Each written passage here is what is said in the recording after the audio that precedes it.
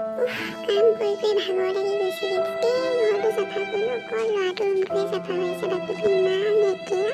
মই বোলো ল'ৰাটোৰ ৰুমলৈকে আহোঁ। আপুনিচোন ইয়াত, আপুনি আকৌ কি কৰি আছে? নহয় তোমাক গোটেই ঘৰখন চাফা কৰি থকা দেখি ভাবিলোঁ ইয়াতে থাকোঁ। ল'ৰাটোৰ ৰুমটো চাফা হৈ আছে যে টেবুলখনতে অকণমান বহোঁ, কঁকালটো পোনাওঁ। তুমি কাম কৰি থকা দেখি মানে নৰলোঁ, তাত আৰু গুচি আহিলোঁ। ভাবিলোঁ অকণমান সহায় কৰি দিম, মোৰো আকৌ ভাগৰ লাগিছে নহয়। বজাৰলৈ গৈছিলোঁ, কঁকালটো বৰ বিষালে। সেইকাৰণে ভাবিলোঁ ইয়াতে অকণমান বহি লওঁ। ইয়াৰ চকীখন আকৌ বহিবলৈও আৰাম নহয় বহুত, সেইকাৰণে বহি আছিলোঁ। ই আকৌ ওলাই গ'ল।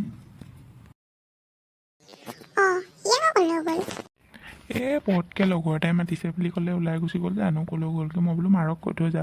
সিও চাগে তোমাক কাম কৰি থকা দেখি খঙতে নক'লে, তুমি খং উঠিবা বুলি জানে নহয় সিও, সেইকাৰণে চাগে নক'লে। মোক কৈ থৈ গৈছিলে বাৰু। তুমি ফোন এটা কৰি সুধিবাচোন ক'লৈ গৈছে। কোন ক'ত যায় গৈ থাকক দেই, মোৰ কিন্তু খবৰ ল'বলৈ সময় নাই। বছৰে আকৌ বিহু এটা আহিছে, তাহাঁতি ঘৰত কাম কৰিব লাগে নে ওলাই তোলাই লগৰ ল'ৰাৰ লগত ঘূৰি ফুৰিব লাগে?